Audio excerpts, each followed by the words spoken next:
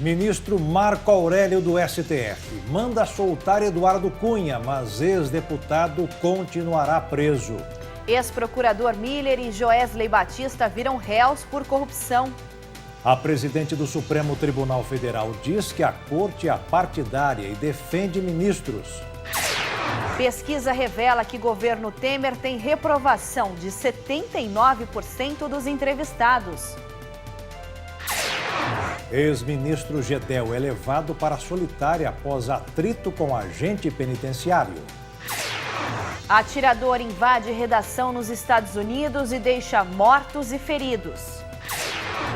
Planos de saúde poderão cobrar de paciente até 40% de atendimento.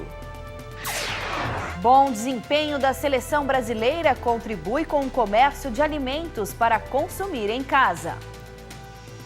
Agora no Jornal das 22.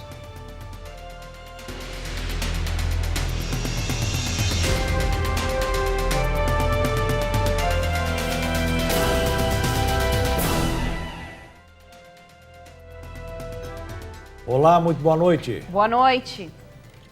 Os clientes dos planos de saúde com regra de coparticipação ou franquia vão pagar até 40% a mais cada vez que forem a um médico ou hospital. A regulamentação da Agência Nacional de Saúde foi publicada no Diário Oficial de hoje.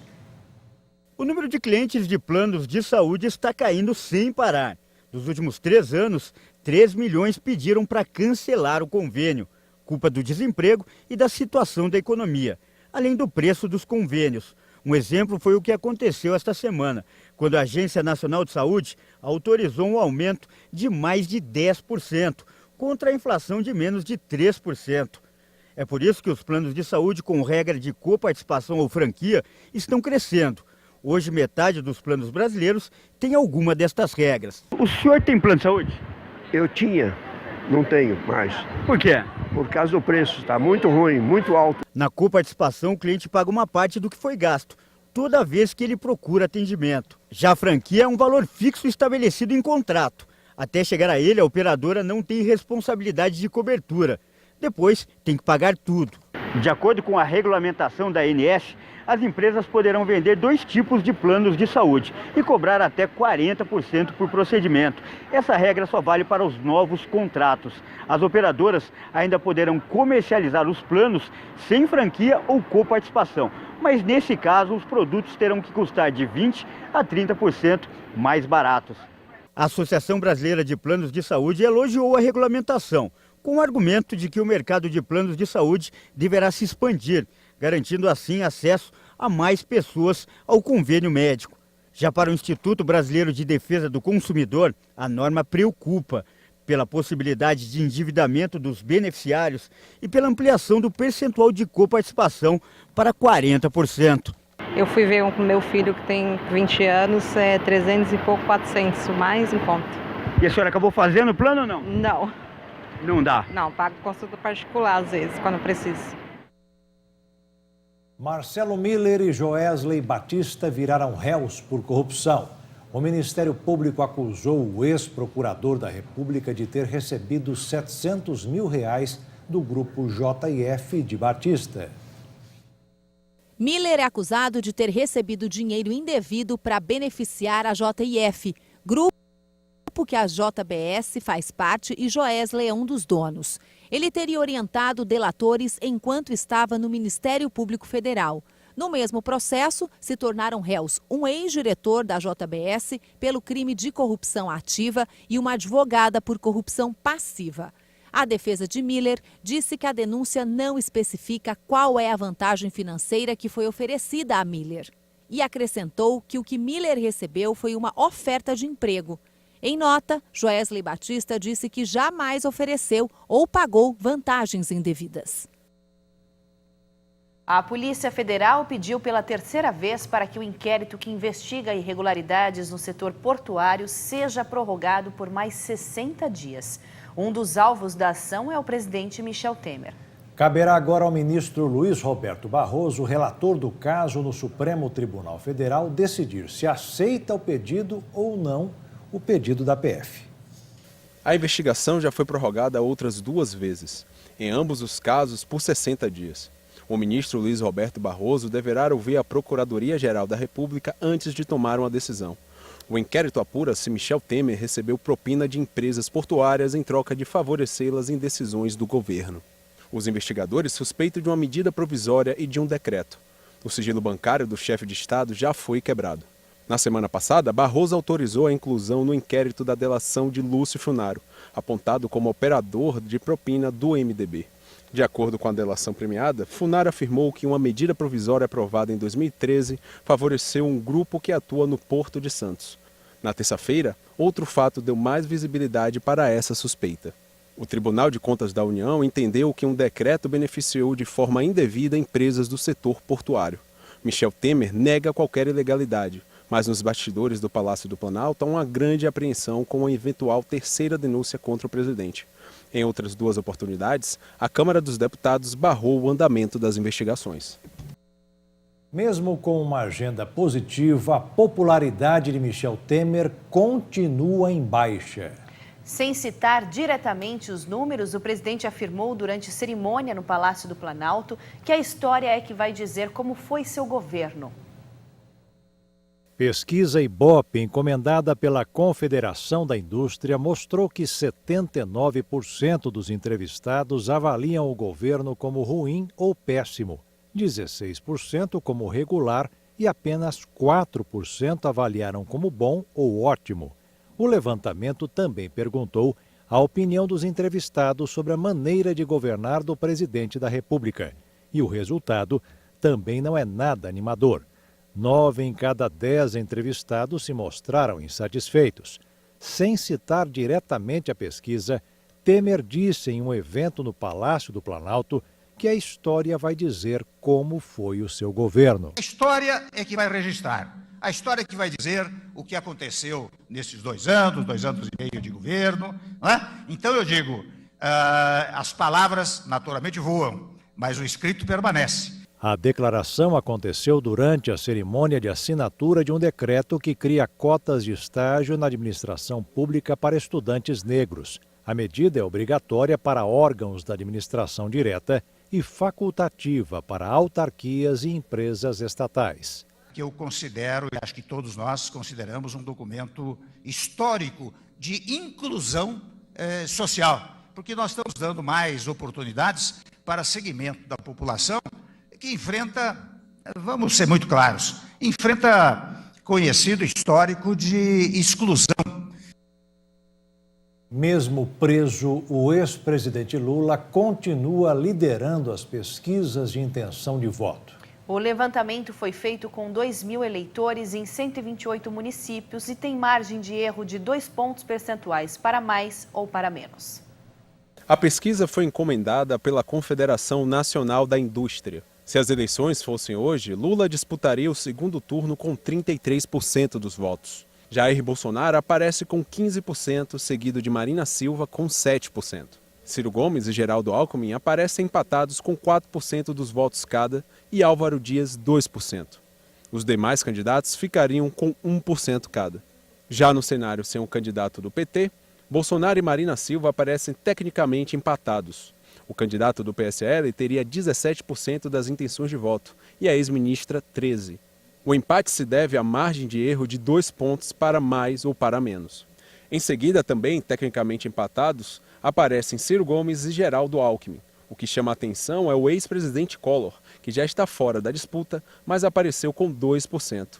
Outro fator que chama a atenção foi o número alto de eleitores que disseram que devem votar em branco ou anular. A nossa percepção está baseada em outras pesquisas que nós fizemos, é que há um desapontamento muito grande, uma decepção da população com relação aos partidos políticos, aos políticos em si, com todos esses casos de corrupção.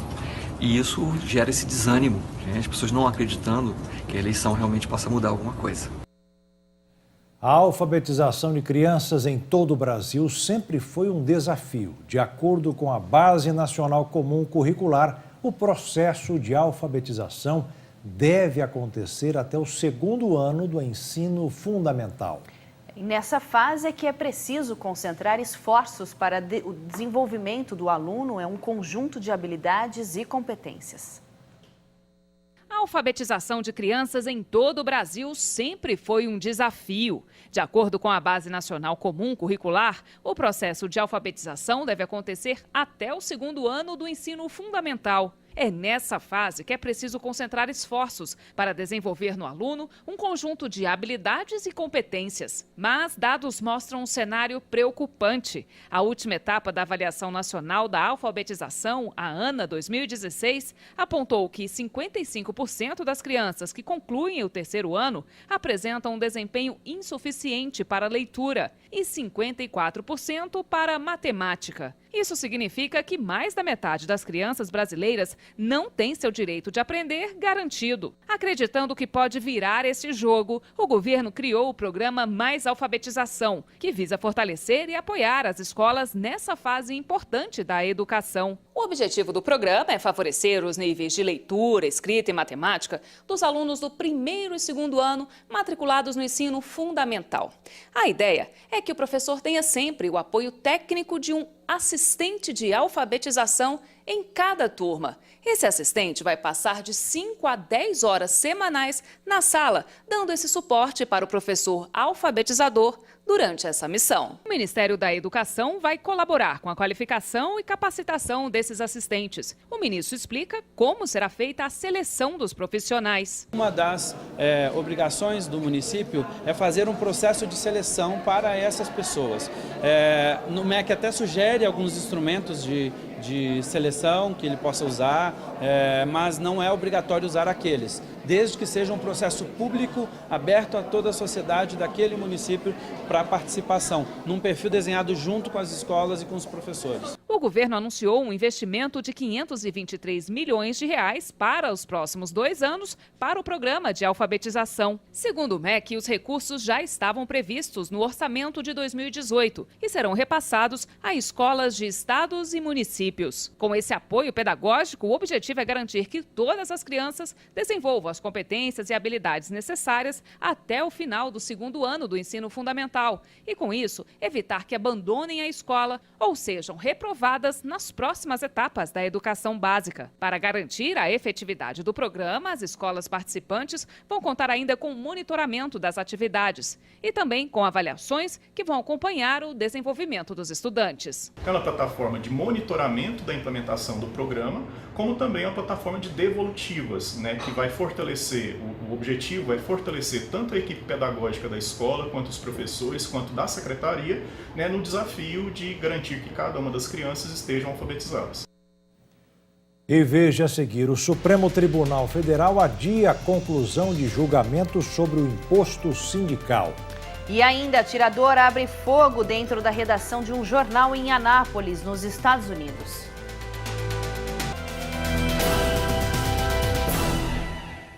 Os ministros do Supremo Tribunal começaram a analisar ações que pedem a volta da cobrança obrigatória do imposto sindical.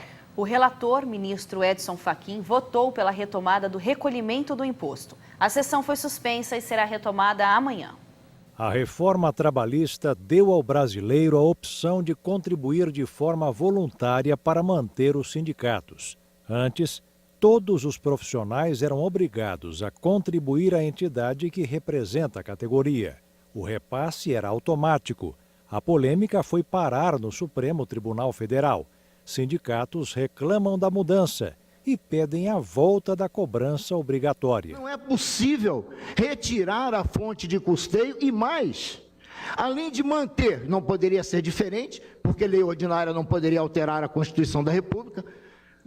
Além disso, aumenta a responsabilidade das entidades sindicais, porque determina a partir desse momento a efetiva prevalência do negociado sobre o legislado. A Constituição Federal estabelece de maneira claríssima que para alterar a critério tributário, necessário se faz que seja editada uma lei complementar. E para isso existem requisitos próprios e composição de votação especial para poder aprovar a lei complementar. Foi substituído por comissões nos artigos 510A a D. Comissões que não têm custeio, mas que têm custas para ela nascer, para ela existir, para ela se eleger, para ela se gerir. Elas substituirão os sindicatos que estão à míngua, e que vão quebrar. Que estão quebrando, não vão. Mudemos o verbo. Já estão quebrando. Já o governo defendeu a mudança estabelecida na reforma trabalhista. Não houve um retrocesso, uma violação ao princípio do retrocesso social. O que houve foi um avanço. O que houve, na verdade, foi se prestar reverência àquela que era a ideia original do legislador constituinte originário, quando estabeleceu também para o trabalhador o seu direito de ser filiado e não o seu dever de ser filiado. Até agora, 2 ministros se manifestaram. Luiz Fux defendeu o fim da contribuição sindical obrigatória, ao contrário do relator Edson Fachin, que considerou que o custeio das entidades sindicais também é previsto na Constituição. Sem pluralismo sindical, a facultatividade da contribuição destinada ao custeio dessas entidades pode se tornar um instrumento que obsta o direito à sindicalização, que inequivocamente foi reconhecido pela Constituição. O julgamento foi suspenso e será retomado nesta sexta-feira. O ministro Marco Aurélio Mello do STF mandou hoje soltar o deputado cassado Eduardo Cunha, do MDB. Cunha está preso desde 2016, quando foi preso pela Operação Lava Jato. Apesar da decisão do ministro Marco Aurélio Mello, Cunha permanecerá preso em razão de outros mandados de prisão decretados pelas Justiças Federais de Brasília e do Paraná. Em outras ações, o ex-deputado é acusado de suspeita de corrupção e lavagem de dinheiro, envolvendo a Petrobras e a Caixa Econômica Federal. A decisão do magistrado derrubou um pedido de prisão preventiva decretada pela Justiça Federal no Rio Grande do Norte. Nessa investigação, é apurado se Eduardo Cunha recebeu propina em troca de favorecimento à Odebrecht e à OAS nas obras do estádio Arena das Dunas para a Copa do Mundo de 2014. Cunha foi condenado a 24 anos e 10 meses de prisão pela Justiça Federal de Brasília por envolvimento em fraudes de empréstimos concedidos pela Caixa Econômica Federal. Em outro processo, Cunha foi condenado a 15 anos e 4 meses de reclusão pela Justiça Federal do Paraná por receber propina referente a contratos da Petrobras para a exploração de petróleo no Benin, na África.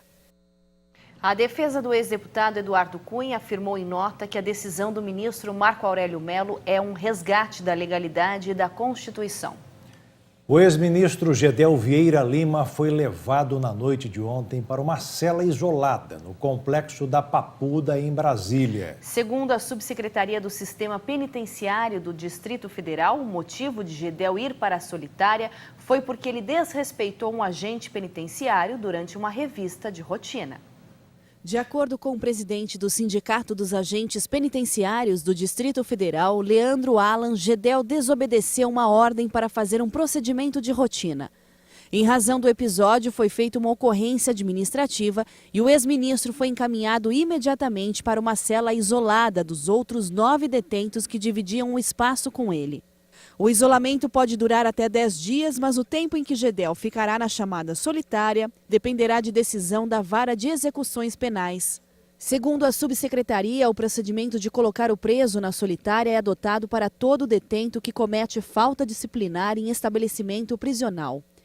Desde setembro, Gedel está em prisão preventiva determinada pelo juiz Valisney de Souza Oliveira, da 10ª Vara Federal de Brasília. Ele foi preso depois de a Polícia Federal ter apreendido na Operação Cui Bono 51 milhões de reais em dinheiro que estavam em malas em um apartamento em Salvador.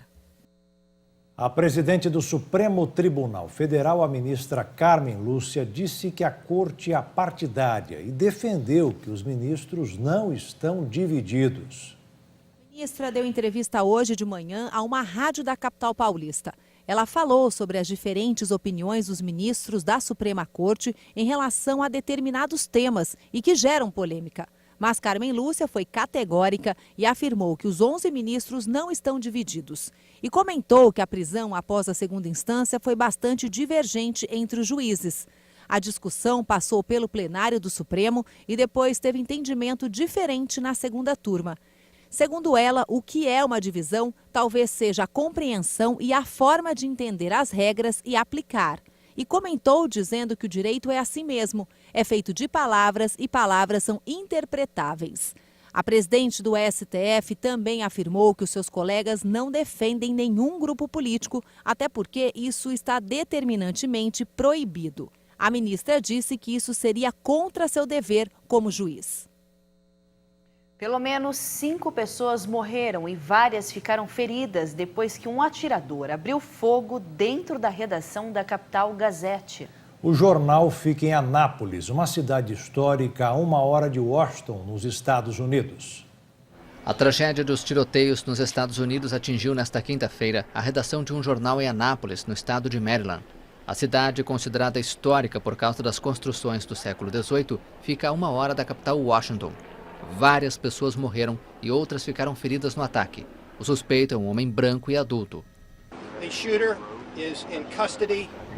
O atirador está sob custódia e é interrogado. Quero elogiar os profissionais de segurança pública por terem chegado à cena do crime em menos de 60 segundos. Tivemos muitas mortes e várias pessoas no hospital. Agora temos de deixar o caso com profissionais para que possam investigar. Toda a área do edifício onde fica a sede do jornal foi cercada por centenas de agentes e dezenas de viaturas. O presidente Donald Trump lamentou o episódio no Twitter. Os líderes europeus iniciaram hoje uma cúpula decisiva sobre as políticas econômicas e migratórias. A chanceler alemã Angela Merkel disse que as migrações podem decidir o futuro do bloco. Os chefes de Estado e governo da União Europeia tentarão buscar soluções para a crise política criada pela questão migratória e vão revisar outros assuntos, como as negociações do Brexit e a reforma do euro, na cúpula que vai durar 2 dias. Poucas horas antes da reunião, Merkel afirmou que é favorável a criar uma coalizão de voluntários entre os 28 países do bloco para buscar acordos que permitam devolver os migrantes ao primeiro país no qual foram registrados. O presidente do Conselho Europeu, Donald Tusk, vai pedir aos líderes para centrar os esforços nas fronteiras exteriores da União Europeia, incluindo o projeto de criar plataformas de desembarque para imigrantes fora do território do bloco. Anos depois da maior crise de refugiados na Europa desde a Segunda Guerra Mundial, o acolhimento de imigrantes continua se impondo diante dos 28 países da União Europeia, apesar de sua vontade de dar um novo impulso ao bloco em meio à saída do Reino Unido em março de 2019. Apesar da redução drástica das chegadas de imigrantes pelo mar Mediterrâneo ao sul da Europa, desde 1 milhão em 2015 a cerca de 45 mil em 2018, reinstalou-se no bloco uma urgência política que orienta a proteção das fronteiras europeias. E veja a seguir, sem acordo com os empresários, caminhoneiros ameaçam uma nova paralisação. E ainda uma história de gentileza e respeito no trânsito que aconteceu na China.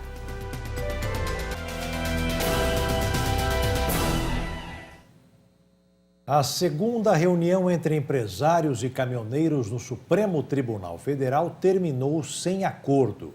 As audiências foram convocadas na expectativa de formar um consenso em torno da tabela do frete.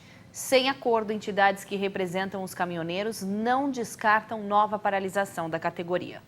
Descontentes com a tabela do frete, representantes da indústria e do agronegócio estão pressionando o Supremo a derrubar essa medida que consideram inconstitucional. A normatização dos preços do frete foi uma exigência dos caminhoneiros para encerrar a maior greve da história da categoria, que paralisou o país por 11 dias. Foram 2 reuniões para debater o assunto. A última aconteceu nesta quinta-feira, mas, novamente, empresários e trabalhadores não chegaram a um acordo. Para representantes da indústria e do agronegócio, é muito difícil estabelecer um preço mínimo para o transporte de carga. É muito difícil a gente chegar a um acordo sobre tabela de preço mínimo. Isso nós, na indústria, não temos condições, nós temos problemas completamente diferentes no Brasil para traçar um preço mínimo. O que nós queremos é dar uma livre negociação entre os caminhoneiros, entre os autônomos e a própria indústria, os contratadores do serviço de transporte. Nós consultamos todas as bases do setor agropecuário e não concordamos com nenhum tipo de tabela obrigatória e vinculativa, apenas uma referencial. Então, nisso nós não tivemos acordo. Nós insistimos com o ministro a necessidade de apreciar a liminar de uma forma rápida, porque já está tendo um impacto gigante na cesta básica, aumento de 12%, ou seja, quase R$ 53,00 da cesta básica já está sendo aumentado. O relator das ações sobre o tema no Supremo, o ministro Luiz Fux, disse que não vai tomar nenhuma decisão antes de 27 de agosto, data em que está marcada uma audiência pública para discutir a tabela. A audiência pública vai trazer muitas informações necessárias ao julgamento de um tema que, de alguma maneira, ele retrata um quadro de um setor da economia que a gente não tem expertise sobre ele. E sem acordo, os caminhoneiros não descartam nova greve. Sempre é possível. A categoria não só... hoje a atenção de todo o setor de transporte de carga do país está voltado para essa decisão. Já vivemos num clima, né, hoje, da conquista, da correção desse sistema errado. Querer reverter ou mudar essa situação é jogar gasolina no fogo. A Câmara Municipal de São Paulo aprovou nesta semana o reajuste salarial dos servidores do Tribunal de Contas do município.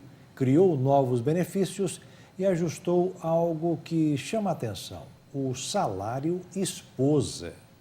Se a lei for sancionada pelo prefeito Bruno Covas, os funcionários do Tribunal de Contas Municipal também vão receber auxílio alimentação de R$ 573 e mais o auxílio saúde. O servidor que tiver plano de saúde privado poderá mostrar o pagamento da mensalidade e será reembolsado em até R$ 1.079. O pacote de benefícios recebeu 31 votos a favor e 6 contra. O reajuste salarial de 2,84% para os funcionários do TCM será retroativo a partir de 1º de março de 2018. A Lei Municipal de 1979 já dá o direito do salário esposa para os servidores. Outra lei estadual de 1968 também dá o direito ao salário esposa.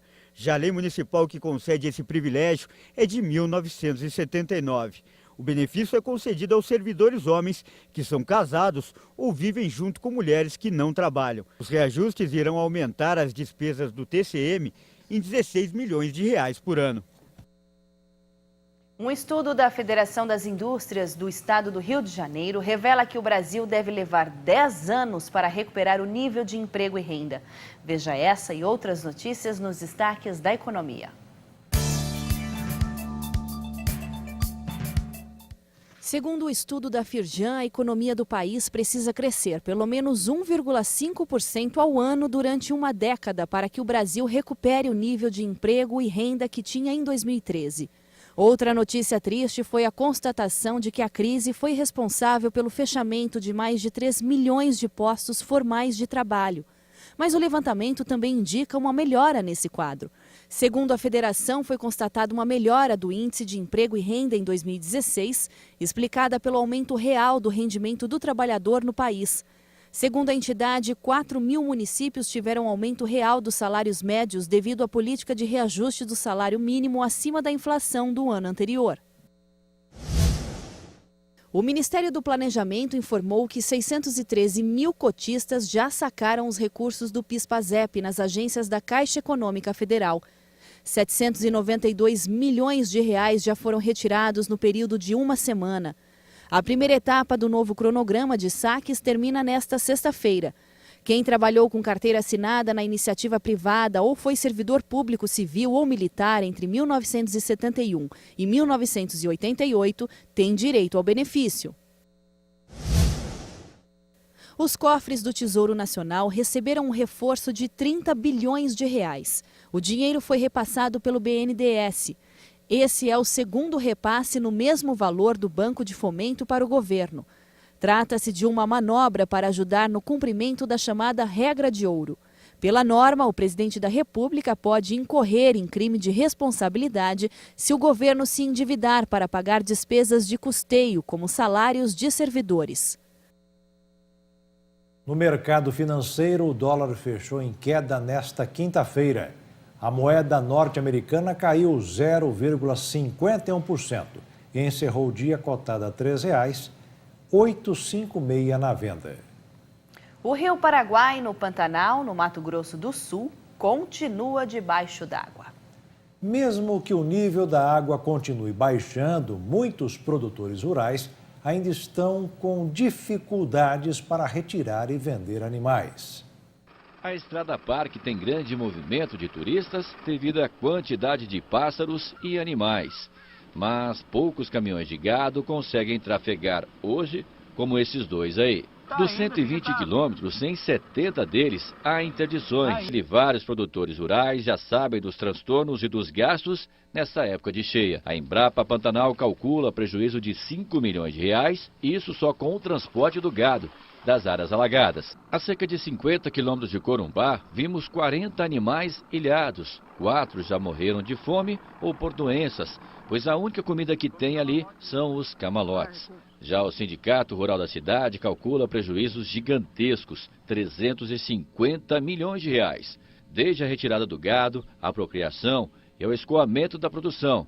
O Rio Paraguai chegou a 5 metros e 35 centímetros. Começou a baixar média de 1 centímetro por dia. Mas o Sindicato Rural avalia que os efeitos vão até 2019, calculando ainda a dificuldade para a recria causada pelo deslocamento dos animais nas longas caminhadas. Vem salvando o bicharada aí para não morrer afogado. Tem gente que já está tirando de lá para cá, a gente está levando aqui para lá. Tem trecho que nós nademos. Vinha vindo atravessando a ponte e disseram o pasto também perto da ponte.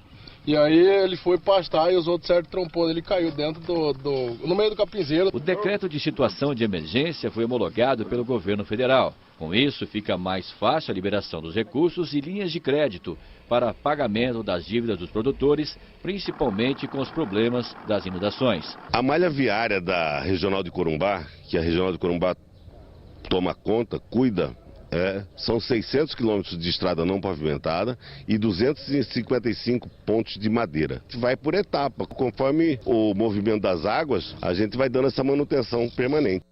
E você que acompanha o Jornal das 22 pelo Canal 1, fique agora com a programação da sua região.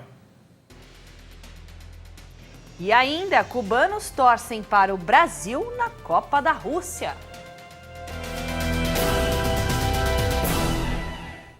Machismo, desrespeito, assédio.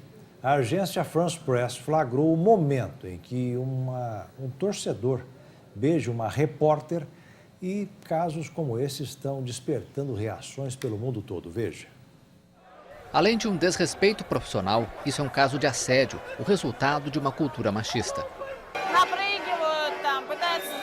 Eles pulam em você, tentam te beijar, te agarrar. Isso se transformou em algum tipo de entretenimento para eles. Algum tipo de jogo com jornalistas do sexo feminino. É bastante embaraçoso o que está acontecendo aqui, especialmente à noite. A mesma situação é vivida diariamente por várias mulheres jornalistas que cobrem o Mundial. Muita gente está se perguntando se é o momento do Me Too do futebol. O movimento Me Too, promovido e apoiado por grandes personalidades, denunciou as situações de assédio ou de violência sexual, às quais as mulheres se veem submetidas em seu exercício profissional. Eu acho que não se trata de Me Too nesse caso, mas de uma campanha mais séria pelos direitos básicos e limites pessoais que as pessoas têm ou deveriam ter, independentemente do sexo. É bom que um diálogo internacional sobre isso tenha começado, graças à Copa do Mundo na Rússia. Vídeos em que mulheres são constrangidas ao repetirem palavras ofensivas em idiomas que não conhecem na Copa vem gerando polêmica. Em um dos casos que mais repercutiram no Brasil, um grupo de brasileiros fez com que uma jovem russa repetisse palavras que remetem ao órgão sexual feminino. O bom desempenho do Brasil na Copa da Rússia tem contribuído para aquecer a economia, principalmente o comércio de comidas e bebidas. Um levantamento feito pela Confederação Nacional do Comércio aponta que até o final da Copa, os consumidores devem gastar mais de 250 milhões de reais. E mais da metade pretendem comprar alimentos para consumir em casa. E mais uma vez o Brasil parou para ver a seleção jogar. Só no Vale do Anhangabaú, no centro de São Paulo, 25 mil pessoas foram acompanhar a última vitória do Brasil na Copa. Gente enfeitada, fantasiada e muito empolgada. Tô vendo a senhora, não tira o olho da tela. Tá nervosa? Muito nervosa. A gente fica numa ansiedade, parece que a gente quer pegar a bola. Que o Brasil é muito bom hoje. Vai acabar em festa hoje? Vai festa. Tá otimista? É lógico, tem que estar. Uma paixão que também movimenta a economia do país. Agora, o bom desempenho da seleção na Copa da Rússia promete dar muito lucro para o comércio nacional. Um levantamento feito pela Confederação Nacional do Comércio projeta que até o fim da competição, os torcedores consumidores irão gastar mais de 250 milhões de reais. Quase metade desse gasto será concentrado nos estados de São Paulo e Rio de Janeiro. É dia de festa, você reúne os amigos, compra uma comida, compra bebidas para assistir o jogo. É um dia, vamos dizer, de festa, de reunião? Sim, com certeza, com a minha família, sim. Na minha casa, junto com a minha família. E o que você faz no dia de jogo, por exemplo? Aquele churrasquinho de leve, junto com o pessoal, os colegas, mais íntimo e a família só. Mas sempre compra alguma coisinha, gasta um dinheiro no dia de jogo. Sim, muito dinheiro, porque ultimamente as coisas estão muito caras. Sempre em dia de jogo tem um gasto a mais, né? Tem um gasto a mais porque a gente fica mais animado, né? De acordo com o levantamento, 10% das famílias brasileiras pretendem gastar um dinheiro a mais em dia de jogo do Brasil. E o interessante é que mais da metade, 50,6%, disseram que pretendem comprar algo, comida ou bebida, para consumir em casa. Essa padaria no centro de São Paulo já está sentindo os reflexos. Copa aqui é época de colocar a mão na massa. O forno e as vendas aqueceram. Os pedidos pelos pratos, que vão desde pizza até os quitutes, aumentaram 200%. O quadro com as encomendas para o próximo jogo do Brasil está desse jeito. Mais do que nunca, esses comerciantes vão torcer para a seleção ir bem dentro de campo. Muitas encomendas, principalmente quando os jogos são na parte da manhã. Bastante coisa, bem legal mesmo. Mais do que nunca, esses comerciantes vão torcer para a seleção ir bem dentro de campo. E cada gol do Brasil lá na Rússia vai ser bastante comemorado por aqui. Você, mais do que ninguém, a padaria mais do que ninguém, está torcendo para o Brasil. Quanto melhor o time for, melhor os negócios. Não tenha dúvida, vamos torcer firme para o Brasil. Firme para o Brasil, para que ele continue tendo bastante sucesso e a gente também. É isso aí, o Jornal das 22 termina agora. Uma boa noite para você e até amanhã. Boa noite, fique na paz. Tchau.